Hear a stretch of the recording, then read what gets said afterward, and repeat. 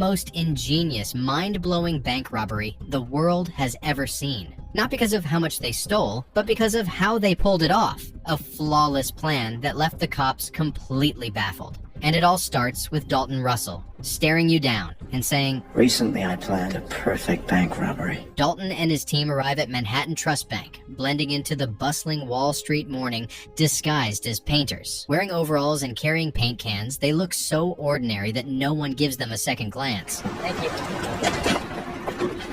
As Dalton steps into the bank, his calm demeanor masks the chaos about to unfold. Within seconds, he disables the security cameras with practiced precision, and his team efficiently locks the doors, trapping everyone inside. The first wave of panic ripples through the bank as employees and customers alike are forced to the ground at gunpoint. The robbers' swift and controlled movements make it clear they've done this before, or at least planned for every contingency. Outside, a police officer notices smoke pouring out of the bank. Uncertain whether it's an accident or something more sinister, he cautiously approaches, only for Dalton to appear at the door. In a chillingly composed tone, Dalton announces, "I have got hostages," and will not hesitate to kill them if the police come any closer. The officer immediately radios for backup. "Central, give me an 85. Perp with a gun, possible hostages." And soon, the bank is surrounded by a fleet of police cars, their sirens cutting through the tense Manhattan air. The growing crowd of onlookers adds to the pressure as news of the heist spreads like wildfire. Meanwhile, Arthur Case, the powerful owner of Manhattan Trust Bank, receives the news of the robbery. "Sir, there's a robbery in progress at one of our branches." Normally unshakable, Arthur's reaction betrays his unease. His hands tremble slightly as he processes the implications of the situation. It's not just the robbery that concerns him, it's what's inside the bank. Arthur quickly contacts Madeline White, a sharp and calculating fixer known for her ability to handle delicate matters with ruthless efficiency. He demands her help in protecting a specific safety deposit box. You tell me. I don't need to know what's in that box. One that contains a family heirloom of immense personal and financial value. If the contents are exposed, it could ruin everything, Arthur hints. But when Madeline presses for details, he remains evasive. She warns him that if he lies or withholds critical information, "What's inside that box, young lady, has belonged to me." Their deal will be off. Reluctantly, Arthur agrees, though the tension in his voice suggests he's hiding more than he's letting on. At the scene of the heist, two experienced hostage negotiation detectives, Keith Frazier and Bill Mitchell, are introduced. Detective Frazier, sharp-eyed and unflappable, is eager to prove himself after facing recent scrutiny over a missing evidence fund. Mr. Mitchell balances Frazier's intensity with a more pragmatic approach. As they rush to the scene, Captain Darius briefs them on the unfolding crisis. "Unknown number of suspects and an unknown number of hostages," he admits grimly, emphasizing the complexity of the situation. The lack of information adds another layer of uncertainty to an already volatile standoff. Inside the bank, Dalton and his team execute their plan with unnerving precision. First, they divide the hostages into two groups, employees and customers, asserting control over the situation. Dalton demands all phones and keys be handed over. "Cell phones and your keys out of your pocket." When one employee nervously claims he left his phone at home, Dalton coolly searches his office and finds it, revealing the lie. "I f***ed up. I'm sorry. Please." Without hesitation, Dalton beats the man in full view of the other hostages, sending a clear message. Disobedience will not be tolerated. The room falls silent as everyone absorbs the lesson, and another man hurriedly hands over his keys, his hands shaking. Dalton then delivers a command that shocks everyone. He orders all hostages to strip down to their underwear and don identical jumpsuits and masks provided by his team. "You're to put on one of these suits and these masks." The effect is immediate. Any visual distinctions between robbers and hostages are erased. Fear and confusion ripple through the room as people glance nervously at one another, realizing they are now part of a ploy to blur the line between victims and perpetrators. Dalton watches the scene with steely detachment, knowing that every detail of his plan is falling perfectly into place. An elderly bank employee, pale and clutching his chest, begins to complain of a heart condition. His labored breathing and trembling hands catch the attention of the robbers, who exchange quick, calculating glances. Dalton, assessing the situation, allows the man to leave, knowing a medical emergency could complicate their plans. As the man stumbles out of the bank and into the custody of the waiting police, the officers seize the opportunity to interrogate him. Still visibly shaken, the elderly man describes what he saw inside. There are 4 of them. he says, his voice quivering. That was the only thing I ever took. And they mean business. They'll kill 2 hostages if you make a move. His words heighten the tension at the command center. The police quickly note his observations but can't ignore the possibility that the man's account might be incomplete or influenced by fear. Meanwhile, inside the bank, Dalton and his team move with purpose, navigating the corridors past the safe and rows of safety deposit boxes. They aren't looting or smashing valuables, which puzzles both the hostages and the police monitoring from outside. Instead, the robbers focus on some kind of enigmatic activity in a storage room. Their precise movements suggest this is the real target of the heist, though no one can yet piece together what they're after. At the command center, Captain Darius briefs Frazier and Mitchell on the latest developments. The elderly hostage's testimony offers some insight, but it's far from the full picture. Adding to their frustration, the surveillance footage inside the bank is useless. The robbers had disabled the cameras within moments of entry. We're flying blind, Darius admits as the tension in the room thickens. Mitchell, eager for a lead, turns his attention to the robbers' getaway van, The hostage they let out said these guys came in dressed like painters, right? parked nearby. He begins dusting for fingerprints, though he suspects the vehicle is stolen and unlikely to yield anything useful. Frazier, growing restless, decides to call the bank. As the phone rings, the officers hold their breath, but Dalton doesn't even glance at it. The sound of the unanswered phone is almost mocking. Moments later, the robbers release another hostage, this time Answer me, Vikram, is this a bomb? Are you tying a note to his chest. The police scramble to secure the man, but chaos erupts when they misidentify him as a potential threat. Stereotyping him as an Arabic terrorist, the officers tackle and cuff him, drawing attention from the crowd of onlookers. After lunch and a heated exchange, the man is finally questioned. He angrily confirms the robbers' head count, 4, and estimates there are 20 to 30 hostages still inside. The officers, embarrassed but focused, add his testimony to their growing dossier on the situation. The note tied to the released hostage ramps up the stakes. It demands 2 buses and a jetliner by 9 p.m., threatening to kill 1 hostage every hour if their demands aren't met. To add further weight to their threat, Dalton claims the bank is rigged with plastic explosives. Frazier, however, is unconvinced. We're not giving them anything. He tells his team, Till I talk to them, they get nothing, not even a cup of coffee. his calm demeanor hiding the weight of the decision. Not until we have direct communication with their leader. His resolve strengthens the team's focus even as the clock ticks down. As if the situation weren't already complicated, Arthur Case, the powerful owner of Manhattan Trust Bank, arrives unannounced at the police command center. Dressed impeccably despite his visible anxiety, Case offers to arrange a plane for the robbers, raising more than a few eyebrows. Frazier and the other officers are immediately suspicious. Why are you here? And why do you care so much?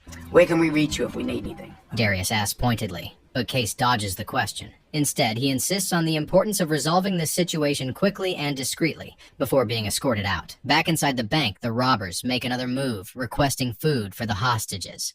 For Frazier, this is the opportunity they've been waiting for. While ensuring the delivery appears routine, the police prepare to smuggle in a listening device with the food, hoping to finally get a glimpse of what's happening behind the locked doors. The robbers choose pizza for the food delivery, figuring the communal meal will encourage the hostages to gather and talk, providing them with a morale boost. Outside, the police scramble to take advantage of the situation. The pizzas are okay, they might be a little cold. An officer handling the wiretaps suggests planting a pen-shaped digital recorder inside the delivery box, capable of capturing 30 seconds of audio. It's a small but potentially crucial window into the robber's operation. You click it and it'll record for half an hour. Meanwhile, tensions escalate inside the bank. One defiant hostage challenges the robbers, perhaps hoping to rally the others, but it backfires spectacularly. Dalton calmly orders his team to make an example of him. Put your mask on!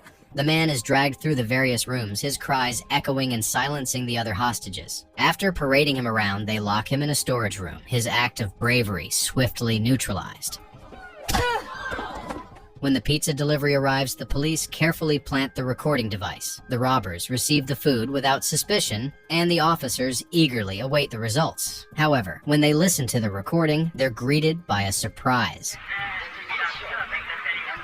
It's not English, but what appears to be Russian. The detectives immediately turn to the released hostages, asking if anyone overheard conversations in Russian. While this unfolds, the robbers stay one step ahead, cleverly rotating the hostages from room to room and mixing them up. This constant shuffling keeps the police guessing about the hostages' locations and identities. Adding another layer of deception, one of the robbers disguises themselves as a hostage and seamlessly blends into the first group. Frustrated, but determined, Detective Frazier digs into the mystery of the recorded language. A Russian-speaking officer listens carefully, but quickly debunks the theory. It's not Russian. Frazier, always thinking on his feet, decides to play the recording over a loudspeaker outside the bank, Play that over the speaker for me, excuse me. hoping someone in the crowd might recognize the language. Anybody know what language they're speaking? Amid the murmurs of the gathered onlookers, a construction worker steps forward, claiming he recognizes it. That's Albanian. He says confidently, noting it sounds like the language his ex-wife spoke. My ex-wife and her parents are Albanian. Intrigued, Frazier has the police track her down. She agrees to help, but only after negotiating to have her mounting parking tickets dismissed. With no other leads, Frazier begrudgingly agrees. The woman listens to the recording and bursts into laughter. That's so funny.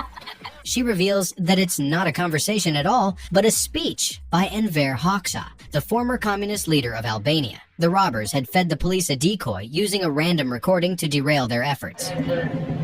Frazier, though frustrated, can't help but respect the robbers' cunning. These guys are smarter than your average crooks. He mutters to Mitchell. So they're playing tapes for us now.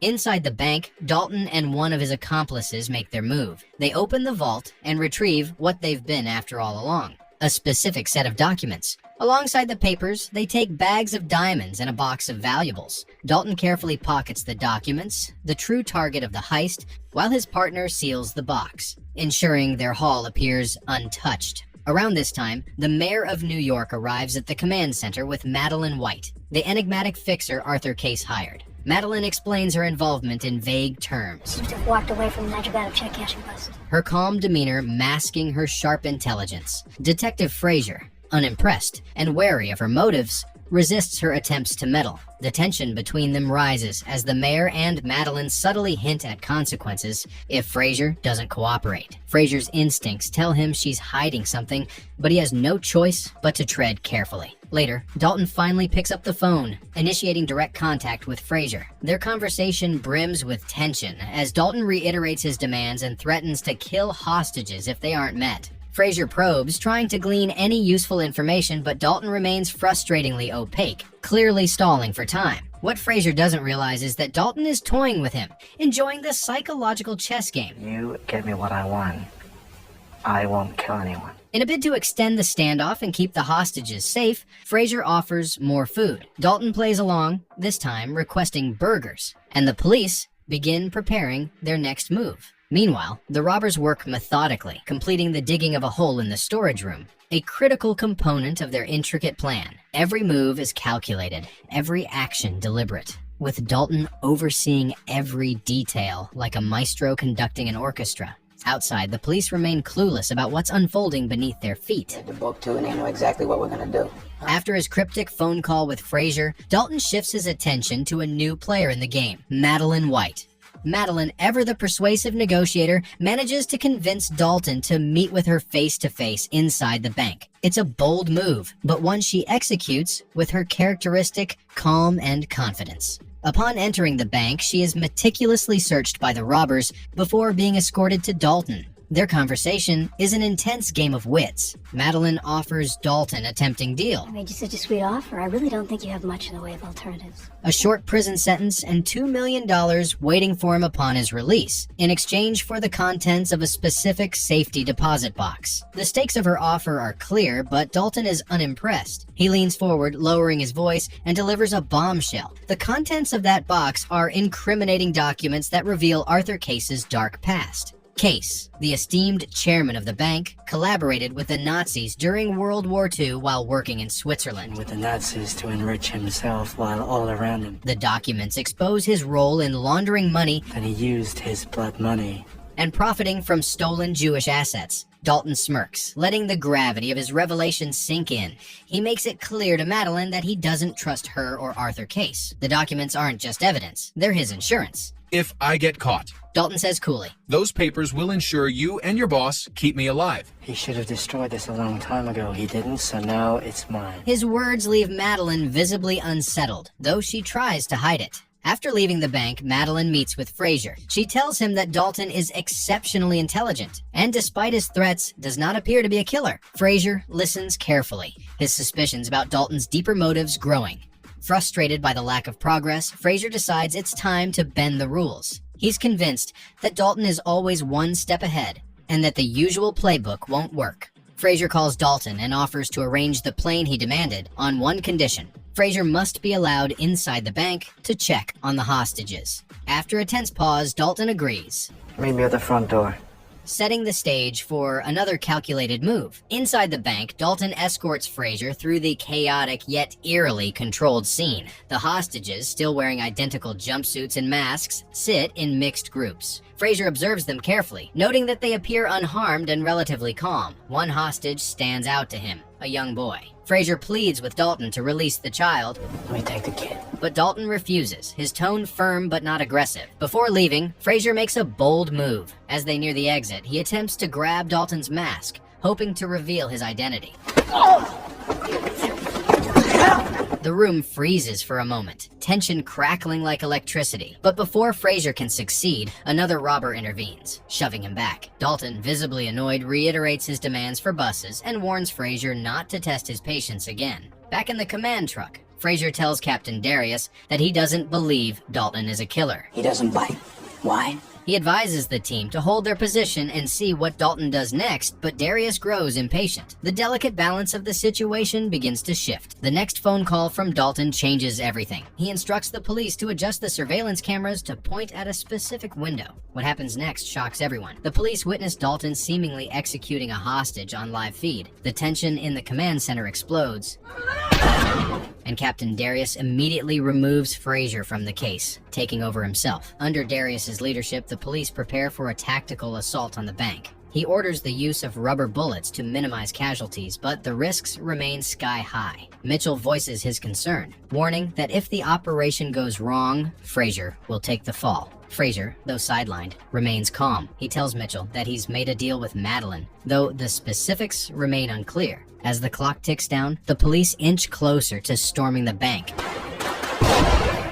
unaware that Dalton is orchestrating every moment to perfection. Just as the tactical raid is about to commence, Frazier makes a crucial discovery. Dalton and his team have been eavesdropping on their every move.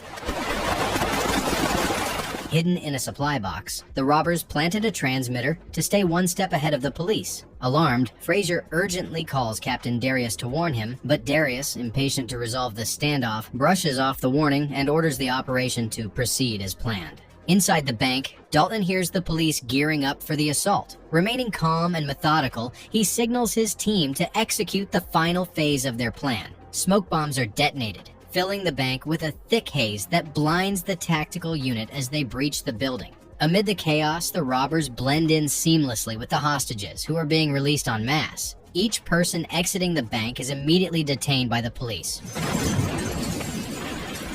further complicating efforts to identify the perpetrators. The tactical unit sweeps the bank with precision, clearing every room, including the vault and the storage area. Yet, to their astonishment, they find nothing. No robbers, no stolen items, not even the supposed dead hostage who was shot on camera. Adding to the mystery, the police discover that the robbers' weapons were merely replicas, realistic but completely harmless toys. Be kidding me.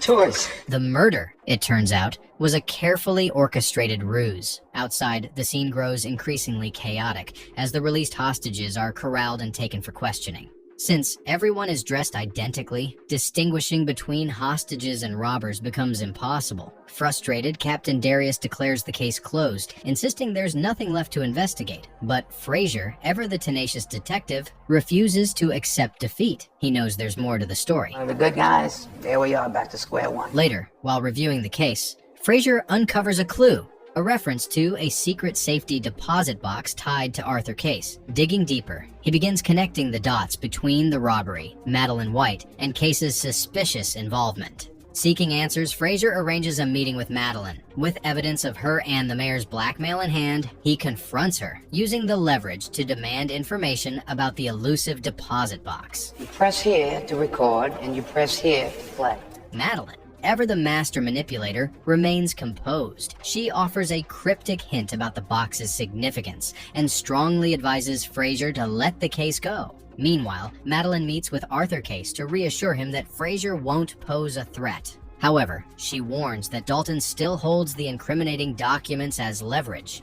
Clearly, he has a very low opinion of you. Case, visibly shaken, confesses the truth about the box's contents. In addition to diamonds and sensitive documents, Diamonds. the vault contained a Cartier ring, a piece of jewelry that once belonged to a Jewish man Case, betrayed to the Nazis during World War II in exchange for a fortune. The revelation exposes the depth of Case's guilt and the lengths Dalton went to uncover it. A week after the heist, the genius of Dalton's plan is finally revealed. Hidden behind a false wall constructed in the storage room, Dalton had stayed inside the bank all along. While the police scoured the premises and questioned hostages, Dalton remained in his hideout, calmly waiting for the commotion to subside. With the diamonds, documents, and Cartier ring securely in his possession, he emerges from his hiding spot after a full week. Dressed casually, he walks out the front door of the bank, Are they coming for me? Can't say. blending in effortlessly with the bustling crowd. It's the perfect exit, executed with surgical precision. Outside the bank, Dalton's accomplices wait discreetly, ready to rendezvous. As Frazier and Mitchell arrive at the scene to execute a court order to open the infamous safety deposit box, Frazier unknowingly brushes past Dalton, who vanishes into the city like a ghost. Inside the vault, Frazier finally opens the mysterious box, only to find its contents both baffling and damning. There's no trace of the documents or the diamonds. Instead, he discovers a single stick of gum, the Cartier ring, and a handwritten note from Dalton. The message is succinct yet provocative. Follow the ring. Follow the ring. Frazier holds the note in one hand and the ring in the other, the weight of the mystery pressing down on him. As he pieces together the implications, the true brilliance of Dalton's plan begins to dawn on him. The heist wasn't just about money or diamonds, it was about exposing a decades-old crime and bringing a powerful man to justice. Frazier, determined to uncover the truth, refuses to let the case go. Armed with the Cartier ring and his growing suspicions, he confronts Arthur Case in his opulent office. The once confident banker tries to maintain his composure, but Frazier's relentless questioning leaves him visibly shaken. Armed robbers laid siege to your bank. Frazier hints at Case's involvement in something deeply immoral, carefully choosing his words to needle the older man without directly accusing him. When Frazier places the Cartier ring on the desk between them, its silent presence speaks volumes. You play a good game, detective? She says, her tone laced with reluctant respect. Frazier simply nods, standing tall as he turns to leave the stunned pair behind. In the film's final moments, Frazier returns to his modest apartment. As he removes his jacket, something falls from its pocket. A small diamond. He picks it up, his mind racing. Dalton. Somehow, during their brief encounter at the bank, the master thief had slipped the gem into Frazier's pocket. Sorry, excuse me. A parting gift, or perhaps a challenge. Frazier sits down, turning the diamond over in his hand, a smirk forming on his lips. It's a silent acknowledgement of the game they played. One built on wit, strategy, and a mutual understanding of the gray areas between right and wrong. For all their differences, the detective and the criminal share a rare respect for each other's intelligence and resolve.